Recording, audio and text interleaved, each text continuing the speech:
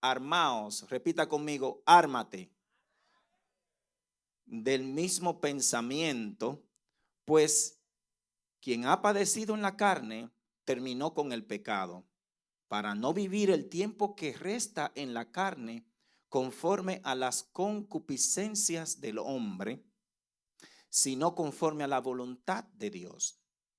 Baste ya el tiempo pasado para haber hecho lo que agrada a los gentiles, andando en las lascivias, concupiscencias, embriagueces, orgías, disipación y abominables idolatrías. A estos le parece cosa extraña que vosotros no corráis con ellos en el mismo desenfreno de disolución, y os ultrajan, pero ellos darán cuenta al que está preparado para juzgar a los vivos y a los muertos, porque por esto también ha sido predicado el evangelio a los muertos, para que sean juzgados en carne según los hombres, pero vivan en espíritu según Dios.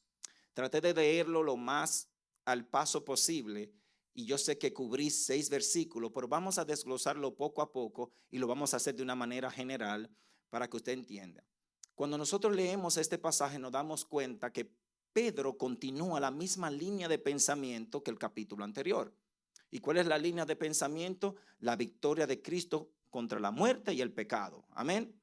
Y también manifiesta cómo esta victoria nos empodera para librar nuestras propias batallas diarias contra las tentaciones de la carne.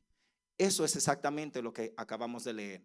Pero note algo, Cristo ganó la guerra, conquistó la muerte, venció al pecado, y nosotros en Cristo somos más que vencedores, así como dijo Pablo en el libro de los Gálatas: con Cristo estoy juntamente crucificado y ya no vivo yo, sino que vive Cristo en mí, y lo que ahora vivo en la carne, lo vivo en la fe del Hijo de Dios, el cual me amó y se entregó a sí mismo por mí. Amén. Cristo venció y nosotros en Cristo somos más que vencedores, y ya nuestra carne ya no está sujeta a las pasiones anteriormente. Si estamos en Cristo, nuestra carne está justamente con Cristo crucificada. Amén.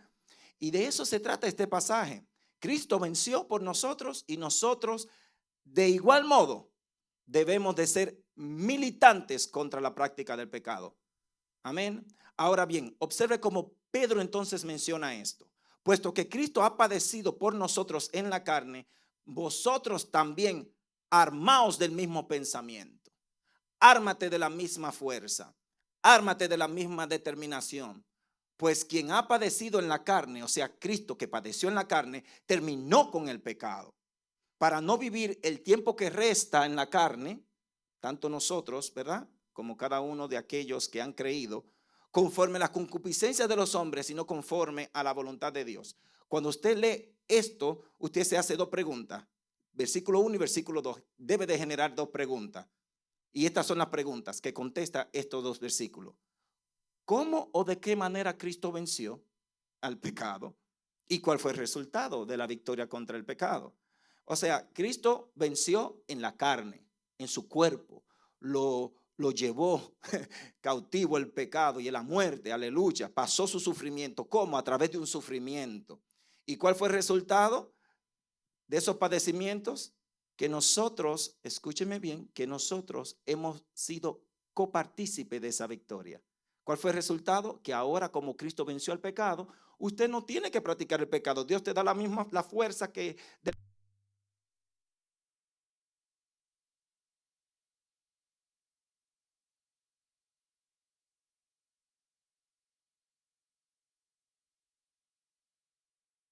¿de qué manera venció Cristo? Cristo venció en la carne, en su cuerpo, o sea, los padecimientos fueron vivos, fueron reales. En Hebreo capítulo 4, versículo 15 dice: porque no tenemos un sumo sacerdote que no pueda compadecerse de nuestras debilidades, sino que él mismo fue tentado en nuestra semejanza en todo, pero sin pecado. Cristo fue tentado en todo. Y otra cosa más, escuche bien, dice la Biblia en Juan 19:30, cuando Jesús hubo tomado el vinagre, dijo: consumado es. Y habiendo dicho esto, inclinó la cabeza y entregó su espíritu. Cristo venció al pecado. Cristo cargó en su cuerpo la consecuencia del pecado de toda la humanidad. Ahora bien, note esto. Creo, en mi parecer, esto es mío personal, lo comparto con ustedes. Hubo tres cosas extremadamente desafiantes para Jesús mientras él ejecutaba esa obra de vencer contra el pecado. Tres cosas sumamente desafiantes. Amén. Número uno, siendo él puro y sin mancha, cargar en su cuerpo el pecado, haciéndose pecado y morir para que tú y yo no muramos eternamente. La Biblia dice en Corintios, 2 Corintios 5:21, al que no conoció pecado, por nosotros lo hizo pecado, para que nosotros fuésemos hechos justicia de Dios en él. O sea, siendo él puro, tiene que pagar en su cuerpo y cargar con el pecado de toda una humanidad. Hermano, eso para mí fue una de las cosas más desafiantes, que Jesucristo tuvo que hacerse pecado, cargar el pecado. Y dice la Biblia que todo aquel que muere en un madero es maldito. Y dice la Biblia que en un momento determinado él dijo: Dios mío, ¿por qué tú me has desamparado? Es que el pecado que él llevaba cargando en esa cruz, en esa obra, hizo hasta el Padre momentáneamente, desde ese punto de vista, decir: wow, es que tú tienes una obra muy grande en tus hombros ahora mismo. Segundo, algo que para mí fue también un poco desafiante. Teniendo el poder de descender de la cruz, no lo hizo. Hermanos, piensen esto. Él caminó sobre las aguas, resucitó a los muertos, sanó a los enfermos, los paralíticos los levantó, a los ciegos le dio la vista y a los mudos lo hizo hablar. Y estando en una cruz, sabiendo que él podía hacer así y bajar, no lo hizo. ¿Por qué? Porque él tenía que vencer al pecado. Si él baja, la obra no se completa. Y no tan solo eso, que cuando lo estaban vituperando los soldados y todos aquellos que lo escupían y lo abofeteaban, él, teniendo el poder, sabiendo quién lo había hecho, no se vengó, sino que dijo: Padre, perdónalos porque ellos no saben lo que hacen. Esos tres desafíos tuvo que sobrepasar Jesús para poder vencer al pecado. ¿Qué hubiera pasado si tú tienes el poder? ¿Qué hubiera pasado si tú tienes la habilidad de bajar de esa cruz? ¿Hubieras permanecido humillado allí, como hizo Jesús? ¿O dice: ¿sabes qué, Señor? Hasta aquí mi parte. Llegó el momento de que ya, es que ellos me están diciendo: si tú tienes el poder, sálvate y sálvame a mí mismo. ¿Cómo? Ay, pero claro que puedo. ¿Qué tentación más fuerte? ¿Qué desafío más grande? Pero ¿no vieron que yo resucité a los muertos y ahora dudan de mi poder? Y Cristo en la carne venció al pecado para que tú puedas ser hecho justicia delante de Dios y no tengas que morir eternamente. Y de eso se trata el primer y segundo versículo de Pedro capítulo 4. Así que no tan solo Cristo era santo y puro y sin mancha, sino que padeció mucho por causa del pecado. Sufrió por el propósito de librarnos a nosotros y darnos vida. Jesús en ese contexto murió, literalmente murió por causa del pecado, llevando en él el fruto de esa victoria, lo cual fue el triunfo total. Por lo tanto, de igual modo, con la misma actitud de perseverancia, con la misma actitud de determinación, con la misma actitud de finalizar con esto, dice la Biblia: también vosotros armaos del mismo pensamiento. Nosotros también debemos de luchar para vencer el pecado.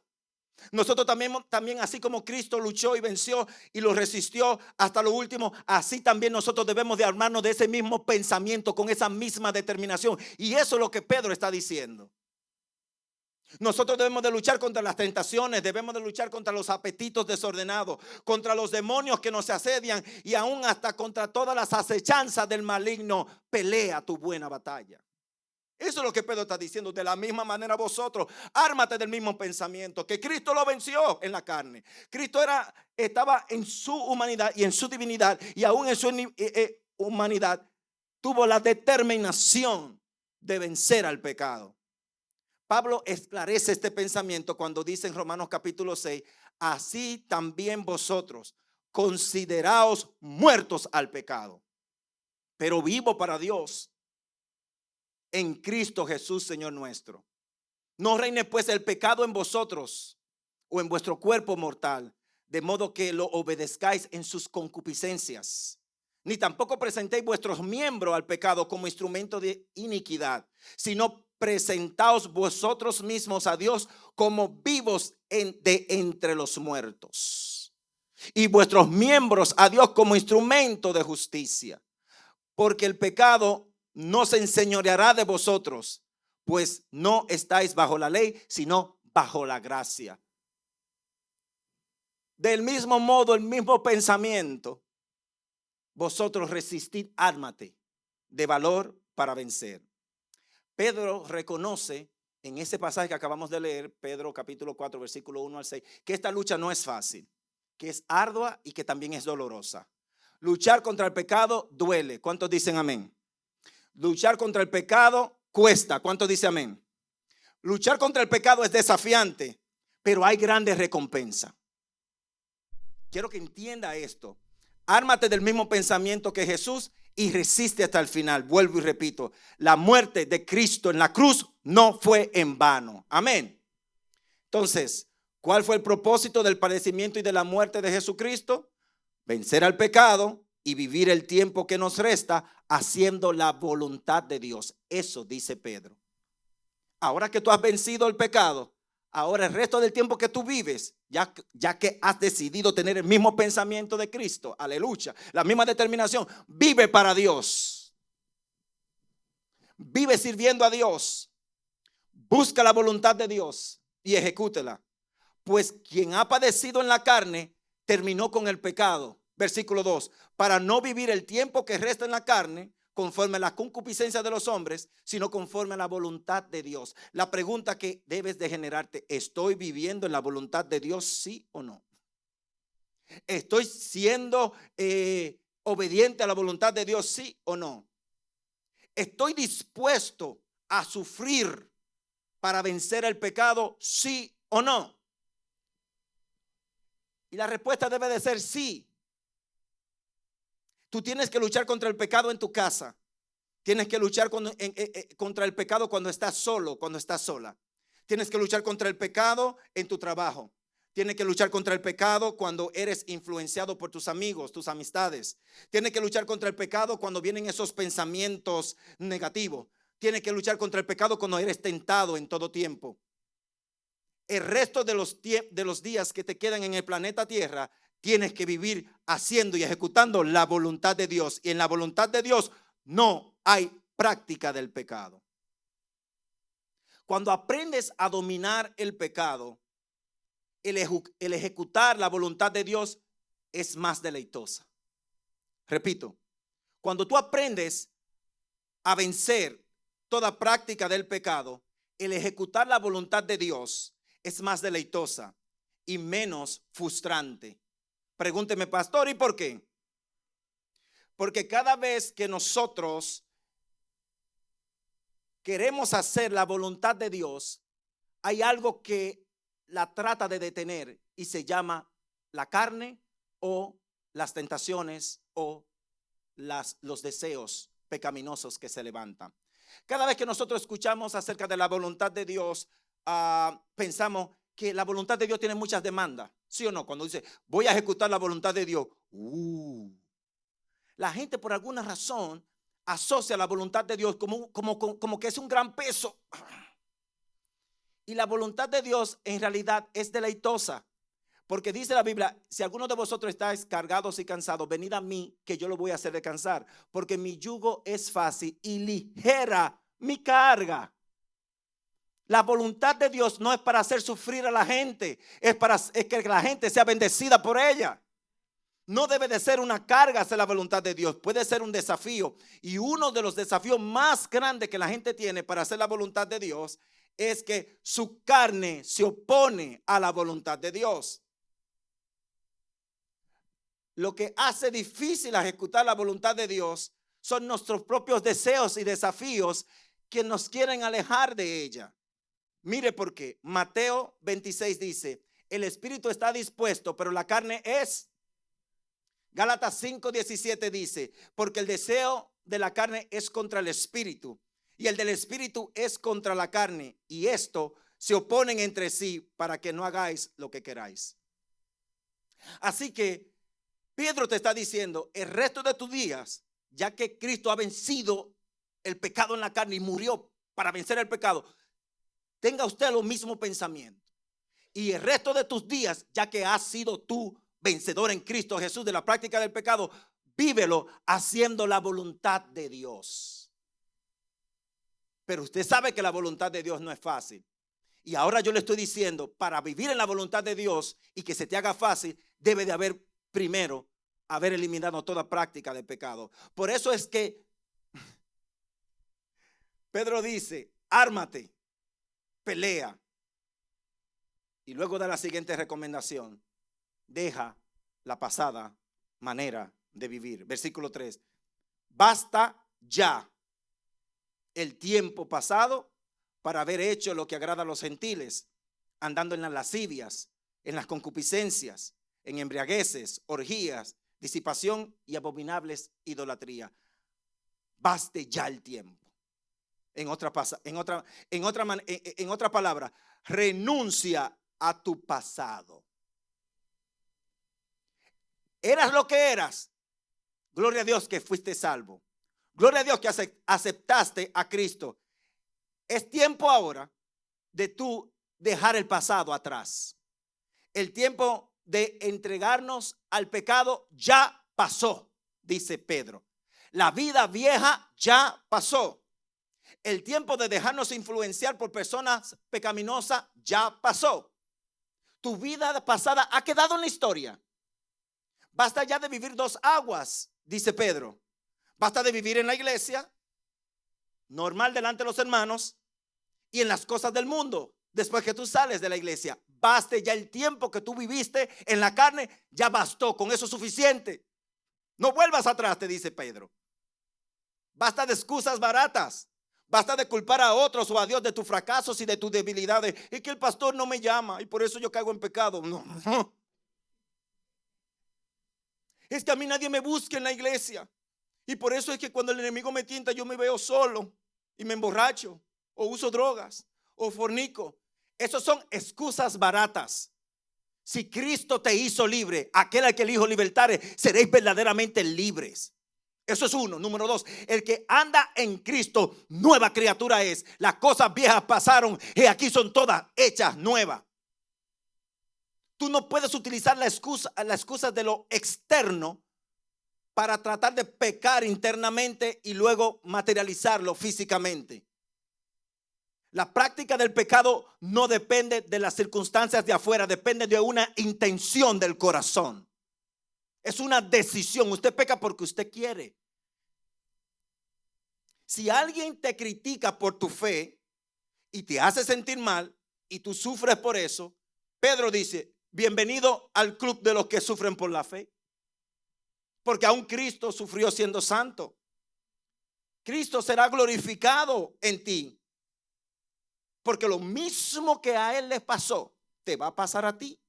Pero lo mismo que sucedió en él, te sucederá a ti. Él resucitó y fue glorificado. Y tú de esta prueba también serás bendecido. Y esa prueba te va a llevar a ti a nuevos niveles de gloria en Cristo. Si padeces persecución por causa de la santidad, bienaventurado eres. Bienvenido al club de los miembros del cuerpo de Cristo que padecen persecución simplemente porque son santos. Simplemente porque no se dejan llevar por la corriente. Simplemente porque no fornican, no usan drogas, no se emborrachan, no hacen cosas con lujurias, ni lascivias, ni orgías, ni idolatrías. Pedro está diciendo, eso eran los gentiles antes de conocer a Cristo. Sin embargo, el que conoce a Cristo ahora, ya esa vida no debe de reinar en ellos. Mucha gente te va a criticar. Otros te van a abandonar. Decenas se van a sorprender que tú eres cristiana, que tú eres cristiano. No me digas que te convertiste al evangelio. Otros te van a decir, ¿y de verdad que tú estás cargando la Biblia? Y ya por eso tú dejas de cargar la Biblia y le traes en el celular. Cargue su Biblia, olvídese, no se preocupe. Que de verdad tú visitas la iglesia 2 veces a la semana. ¿Sabe lo que Pedro dice para estos tipos de ataques? Versículo 4. A esto le parece cosa extraña que vosotros no corráis con ellos en el mismo desenfreno de disolución. Ay, ay, ay, ay, ay, ay, ay. ¿Cuántos están aquí conmigo? Le va a parecer cosa extraña a muchos que ya tú no los acompañes, ¿verdad? A las fiestas, que tú no los acompañes a pecar. Le va a extrañar a muchos que ellos estén solos, que no te vean contigo, no se vean contigo, que tú no los complazcas en las cosas que ellos te pedían antes. Sin embargo, pero ellos darán cuenta al que está preparado para juzgar a los vivos y a los muertos. Hay consecuencias. Deja a otros que sigan el camino de la perdición, pero tú sigue el camino correcto, el camino de la salvación, el camino de Cristo. Que otros se extrañen, que otros te dejen, que otros te critiquen, que otros aún te maldigan por eso. Déjalos. Sigue tú el camino que lleva a la salvación. El camino de Cristo es un poquito más estrecho y difícil, pero llega a una gloria eterna. Y el camino del mundo es de deleite, de vida loca, de vida de pecado, de vida de gozo momentáneo, pero lleva a la perdición. Amén. Así que tarde o temprano el juicio de Dios se manifestará para juzgar a los vivos y a los muertos. A los vivos que están operando en el pecado y a los que han muerto también en el pecado. Seguimos. Primera de Pedro, capítulo 4, versículo 6. Porque por esto también ha sido predicado el evangelio a los muertos, para que sean juzgados en carne según los hombres, pero vivan en espíritu según Dios. Estos muertos que están aquí, del versículo 6, no son espíritus, sino más bien una terminología muy hebraica que se refiere a los muertos espirituales, especialmente a algunos gentiles, así le llamaban los rabinos a los gentiles. Esa gente está muertos, son unos muertos. A veces usaban un lenguaje aún más duro, le llamaban perros a los gentiles. Y decían que Dios utilizaba a los gentiles para arder como madera las llamas del infierno.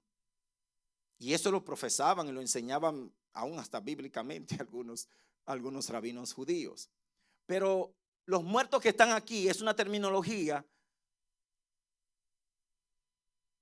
paralela a la muerte espiritual, que se refiere a esos inconversos que continuamente practican el pecado y dudan de la salvación y de la obra de Cristo.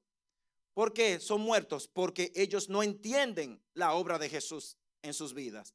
Y tampoco, primero, no la entienden en nosotros, no la entienden la obra de Jesús en nosotros, y no entienden el llamado de Jesús en sus vidas, mejor dicho. Están ciegos y están muertos. Efesios 2:1 dice: antes vosotros estaban muertos en nuestros delitos y pecados. Amén. Eso lo dice Efesios capítulo 2, versículo 1. Así que el evangelio le ha sido predicado a los muertos y no han creído y siguen muertos. Sin embargo, los que han creído son resucitados espiritualmente y siguen a Cristo. Así que no te frustres cuando alguien no entiende el proceso de Dios en tu vida. No te frustres cuando alguien no entiende el cambio de Dios en tu vida. No te frustres cuando alguien no comprenda que ya tú no tienes apetito por las cosas del mundo. No te frustres cuando alguien te critique o te juzgue porque ya tú no haces las cosas del pasado. Porque ellos todavía están muertos. ¿Y sabe lo que pasa? Que su corazón está endurecido. Y cuando un corazón está duro, es un corazón que está muerto, porque los corazones de los muertos se endurecen, están duros literalmente. Y espiritualmente están ciegos, alabado sea Dios. Pero los que ya creyeron, que aceptaron a Cristo, viven en espíritu o por el Espíritu Santo para hacer la voluntad de Dios. Pedro entonces continúa amonestando a la iglesia a vivir una vida honesta y rectamente. Lea conmigo el versículo 7.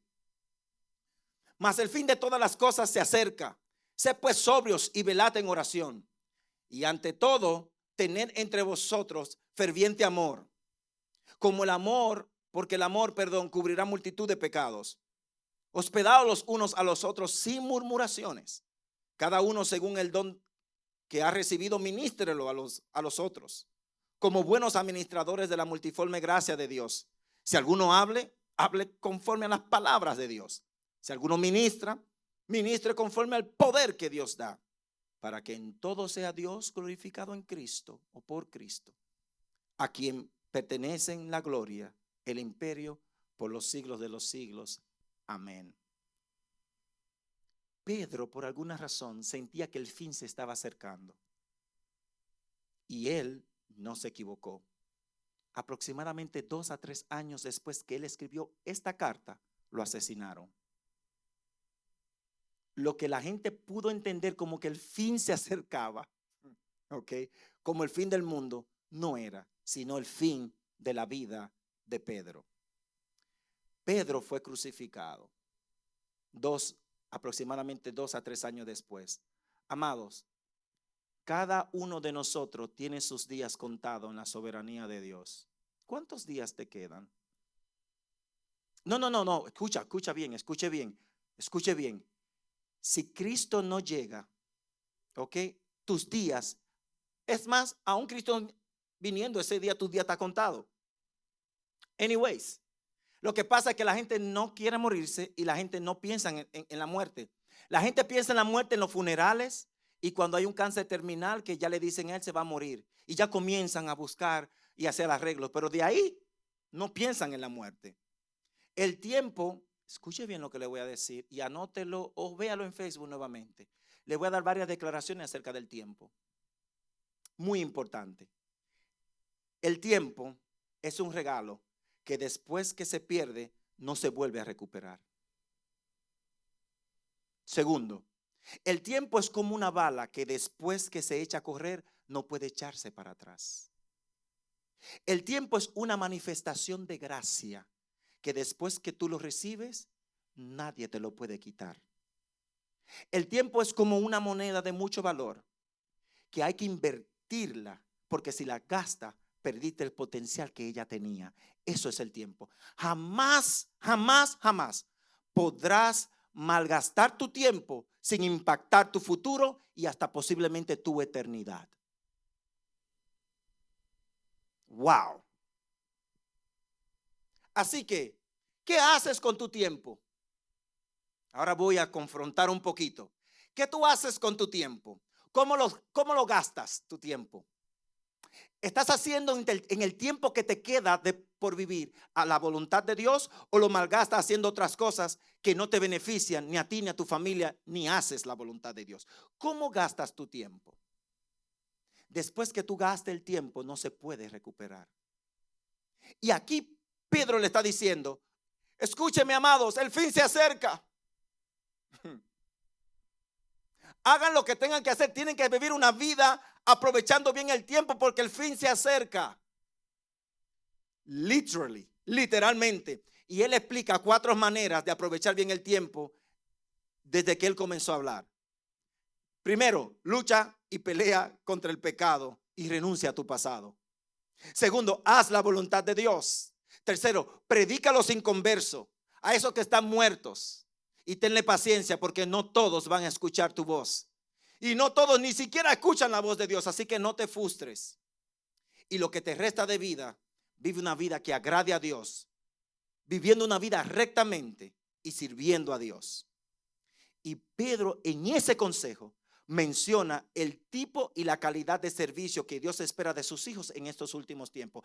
En el tiempo que te queda, que tú no sabes cuánto es, Dios dice, lo primero que tú tienes que hacer con el tiempo que te queda a través de Pedro es ser sobrio y velate en oración.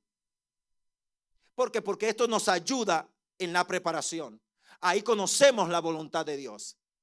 El pastor Joel dice, la oración es el lenguaje del cielo. Es lo que se hace. Y es lo que la iglesia debe de hacer aquí.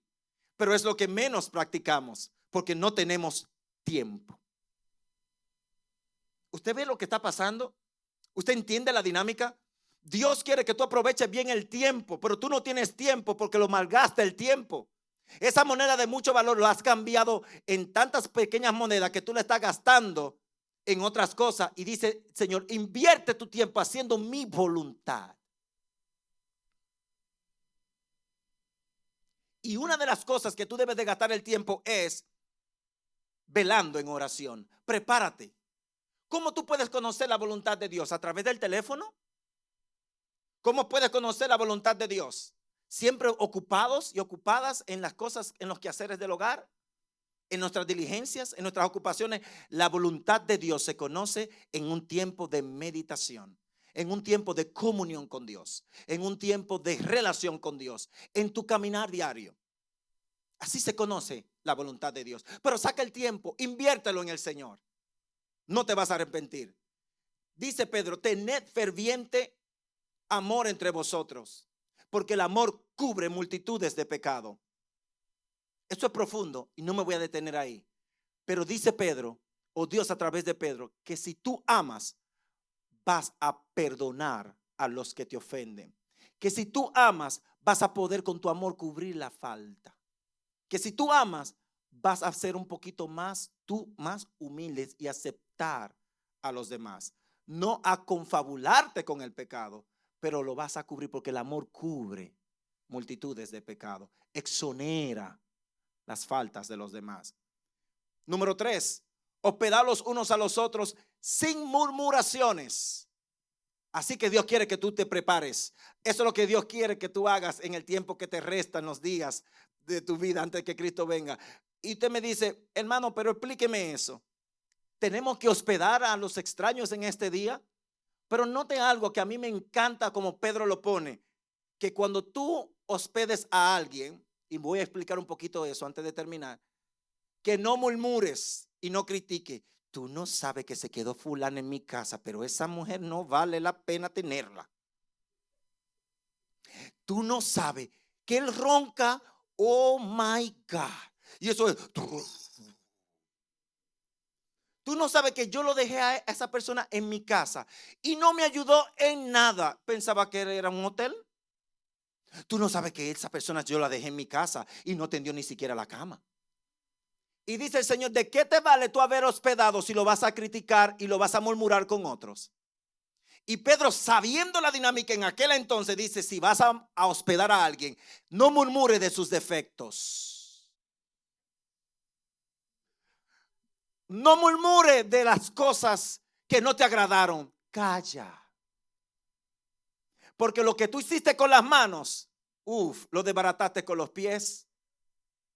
O por eso él dice, un amor ferviente entre vosotros, porque el amor cubrirá multitudes de pecados. Es más, ahora le voy a contestar la pregunta. ¿Debo yo de hospedar a un extraño como lo hacían los hebreos? No. Yo no hospedo a nadie en mi casa, al menos que Jehová me lo indique. En aquel entonces no habían hoteles, no había ni Ramada Inn, ni Hilton, nada de eso. No había posada. Eso es uno. Número 2, las tribus se conocían una con otra y había cierto tipo de linaje, cierto tipo de comunicación y había cierto tipo de prueba. De todas maneras, el pecado, aunque existía, dice que por la maldad de muchos, el corazón se va a enfriar. La maldad se ha multiplicado exponencialmente en este tiempo. Pero Hebreos dice que debemos de ser hospitalarios porque algunos, en capítulo 13, versículo 1 al 2, hospedaron ángeles sin saberlo. Cuando usted necesite hospedar un ángel, llámeme que yo me quedo en su casa. Le voy a decir a qué yo me refiero. No, sí, pues mira cómo me miraron algunos, ya murmuraron contra mí y yo no me he quedado todavía. Cuando dice que hospedaron ángeles, es literalmente, pudieron haber hospedado ángeles. Literalmente. Los ángeles operan al servicio de Dios y son mensajeros. Y la palabra que usa aquí ángeles no dice santos, no dicen cristianos, no dicen creyentes, dice ángeles, seres creados por Dios como mensajeros. ¿Debemos de hospedar a personas desconocidas? No. ¿Pero debemos de ser hospitalarios? Sí. ¿Ve la diferencia? Hay personas que usted conoce que son personas de bien, conoce que son cristianos, pero todavía no tiene un corazón de hospitalario porque no quiere bregar con gente usted. No quiero gente en mi casa. No, yo no quiero gente. No, soy demasiado bregado. No tengo tiempo. Y esto es lo que está diciendo Pedro aquí. ¿Ok? Que usted deje de ser así. Que tenga un corazón abierto. Porque hay una recompensa de ser hospitalario. Y por último dice, cada uno, según el don que ha recibido, ministre a los otros. ¿Cómo? Bueno, el que brinda hospedaje, como dije, sin murmurar. Que cada uno lo que ha recibido lo ministre a otros. Si alguno hable conforme a la palabra de Dios, no la palabra suya, la palabra de Dios. Si alguno va a ministrar, que ministre conforme al poder que Dios da. Esas son las características. Eso es lo que Dios espera de ti y de mí. Amén. El propósito de la administración y el servicio a los demás, dice Pedro al final, es que para que todo o en todo sea Dios glorificado por Cristo, a quien pertenecen la gloria, el imperio por los siglos de los siglos. Amén. Que en todo Cristo sea glorificado, que Dios sea glorificado. Para eso servimos. Así que gasta tu tiempo haciendo 4 cosas: luchando contra el pecado, haciendo la voluntad de Dios, predicando al inconverso y viviendo vida recta. Y cuando tú vives una vida recta, esta es la característica. Amén. Un servicio completamente santo y puro. Y para terminar, voy a terminar de leer los versículos que me quedan y dar el último pensamiento. Amados, versículo 12. No os sorprendáis del fuego de prueba que os ha sobrevenido, como si alguna cosa extraña os aconteciese, sino gozaos por cuanto sois participantes de los padecimientos de Cristo, porque también en la revelación de su gloria os gocéis con gran alegría. Sí. Si sois vituperados por el nombre de Cristo, sois bienaventurados, porque el glorioso Espíritu de Dios reposa sobre vosotros. Ciertamente, de parte de ellos, Él es blasfemado, pero para vosotros es glorificado. Así que ninguno de vosotros padezca como homicida o ladrón o malhechor o por entrometerse en lo ajeno, por chismoso. Pero si alguno padece como cristiano, no se avergüence, sino que glorifique a Dios por ello, porque es tiempo de que el juicio comience por la casa de Dios. Si primero comienza por nosotros, ¿cuál será el fin de aquellos que no obedecen al evangelio de Dios? Y si el justo con dificultad se salva, ¿en dónde aparecerá el impío y el pecador? Eso era una pregunta del debate. De modo que los que padecen según la voluntad de Dios encomienden sus almas al fiel Creador y hagan el bien. Este pasaje habla de la perseverancia, de la prueba y del sufrimiento. Escúcheme bien. Número 1, no debe de ser una sorpresa si alguien sufre por el evangelio. Tu vida cristiana va a producir envidia y crítica. Te criticarán, escúchame bien, esto es importante. Los que te rodean, que supuestamente te aman, te van a criticar y te van a envidiar los que te odian o desean tu mal. Así que aún los que te rodean pueden ser instrumentos para que tú sufras, sin querer queriendo. Número 2, ¿cuál debe de ser nuestra respuesta? El versículo 13. Gózate en el Señor y adora a tu Dios. El gozo de Jehová es nuestra fortaleza y la adoración a Dios produce y provoca revelación y manifestación. Si no, pregúnteselo a Pablo y a Silas en la cárcel allá en Filipos. Cuando Dios se manifiesta en medio de tu prueba, esto testifica de Cristo en ti. Es una señal de que tú perteneces a Cristo. Tu prueba es una señal de que perteneces a Cristo. Y segundo, cuando Dios se manifiesta en tu prueba a través del gozo y la adoración, es una señal que Cristo se ha glorificado en ti. Así que no te sorprendas. Versículo 14. Si sufres por el evangelio, eres bienaventurado, doblemente bendecido. ¿Dónde está la doble bienaventuranza? Te pareces a Cristo y participarás también de la gloria de Cristo. Porque así como Cristo sufrió y fue glorificado, tú vas a sufrir y serás vindicado, vindicada y serás bendecida. tu sufrimiento causa glorificación. Versículos 15. Advertencia en cuanto a algo importante. Advertencia, repita conmigo, advertencia final. El versículo 15 advierte de que tú no debes de sufrir por hacer lo malo. En otras palabras, hay personas que cometen y meten su pata bien metida, y discúlpeme la expresión quizás un poco vulgar. Hay personas que voluntariamente pecan y están sufriendo. ¡Ay! Oren por mí que estoy sufriendo por el evangelio. Usted no está sufriendo por el evangelio, usted está sufriendo por la carne. Y dice Pablo, no debe de sufrir usted ni por malhechor ni por sinvergüencería. No hay honor, no hay gloria, no hay presencia en el sufrimiento por el pecado, sino vergüenza. Usted no debe de estar sufriendo por las consecuencias del pecado, porque se supone que usted no practica el pecado. Hay gente que ha engañado al gobierno y luego lo meten a la cárcel y están sufriendo. Ay, estamos sufriendo, ore por mí. No, vamos a orar por misericordia. Usted no está sufriendo por el evangelio, usted está sufriendo las consecuencias de su pecado. Versículos 16. Pero si sufres y padeces por Cristo, no te avergüences, porque tu sufrimiento glorifica a Dios. Y versículo 17 dice, porque es tiempo, gracias, de que el juicio comience por la casa de Dios. Y si primero comienza por nosotros, ¿cuál será el fin de aquellos que no obedecen el evangelio de Dios? ¿Sabe lo que dice la Biblia en Proverbios capítulo 3, versículo 11? No menospreciéis, hijo mío, el castigo de Jehová,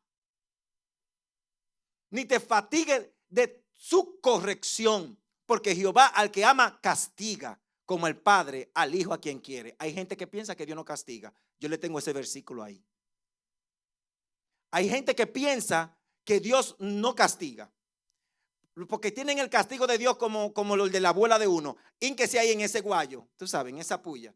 Y ahí Dios no se complace, no se goza en el castigo. Dios no es un verdugo, pero Dios corrige. Y a eso se le llama castigo. Y el castigo es simplemente una corrección severa como consecuencia de tus malas acciones. A eso se le llama castigo. Entonces Dios no castiga. Aquí está el versículo, Proverbios 3.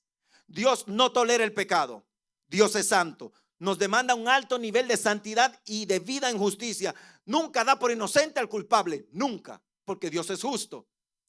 Y Él mismo pone como ejemplo a sus hijos. Por ejemplo, mis hijas aquí tienen un estándar más alto que todos los muchachos. Yo estoy arriba de ellos. Ustedes son las hijas de los pastores. Traten de portarse bien. Y a veces la dejo porque los hijos de los pastores son hijos igual que como cualquier otro. Si ellos otros brincan, mis hijas brincan. Déjenla tranquila también. Pero hay una diferencia. La diferencia es que yo observo y yo corrijo. Hay padres que observan y no corrigen. Se lo dejan a los ujieres. Y el juicio comienza primero en mi casa. Yo tengo que corregir mis hijos y darle la autoridad a los sugieres que corrijan a los demás muchachos si están haciendo algo malo. Pero hay de algunas iglesias, no, aquí no, que un mujer le corrija a su niño, a su bebé de 18, de 19 años, porque salió para afuera y está haciendo desorden allá. No, el juicio comienza por la casa. Usted tiene que dar ejemplo. Y eso es lo que está diciendo aquí. Si tú no das ejemplo, Dios va a juzgar eso. El testimonio comienza con los cristianos. La gente tiene que verte diferente porque actúas diferente. Y el mismo Pedro reconoce que los justos con dificultad son salvos. ¿Cuántos malos impíos que rechazan el evangelio?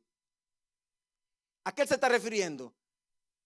Se está refiriendo a que nosotros tenemos el temor de Dios y aún con el temor de Dios a veces fallamos, cometemos errores, tenemos que pedir perdón y necesitamos restauración. Eso es lo que hace un corazón arrepentido. Pero el impío no le presta atención a nada de eso. Póngase de pies y este es el consejo final. ¿Cuál es el consejo final? Vamos todos a leer. Versículo 19. Algo interesante. Muy interesante porque el capítulo 4 termina de la misma manera que como comienza. Se lo voy a leer. De modo que los que padecen según la voluntad de Dios encomienden sus almas al fiel Creador y hagan el bien. El alma es el asiento de nuestras emociones, el asiento de nuestra mente, el asiento de nuestra voluntad. ¿Sí o no? Eso lo explicamos el domingo pasado. El que está sufriendo, encomiende su voluntad, su mente y sus emociones a Dios, para que no sea traicionado. Porque dice, puesto que Cristo ha padecido, versículo 1, por nosotros en la carne, vosotros también armaos del mismo pensamiento. O sea, ármate de la misma voluntad que tuvo Cristo Jesús. Y al final te dice, aquellos que están sufriendo, encomienda tu voluntad, encomienda tu alma, tus emociones y tu pensamiento a Cristo y haz el bien. Ese es el mensaje. Padre, te doy las gracias. Te doy las gracias. Porque tú eres un Dios bueno. Porque tú eres un Dios de amor. Porque tú eres un Dios de misericordia. Que nos das no conforme a nuestra obra, sino que por gracia y misericordia tú nos das más de lo que nosotros merecemos. Yo te pido que lo que hayamos aprendido en cada uno de esos pasajes, Señor, tú lo hagas crecer en nosotros. Lo hagas crecer en nosotros. Ayúdanos. Ayúdanos. Ayúdanos a vivir en santidad y ayúdanos a vivir en obediencia. Ayúdanos a vencer el pecado. Que seamos hijos de luz. Ayúdanos a vivir en el tiempo que nos resta haciendo tu voluntad. Gracias, Señor. En el nombre de Jesús. Amén, amén, amén. Gracias por estar en sintonía. Dale un fuerte aplauso al Señor.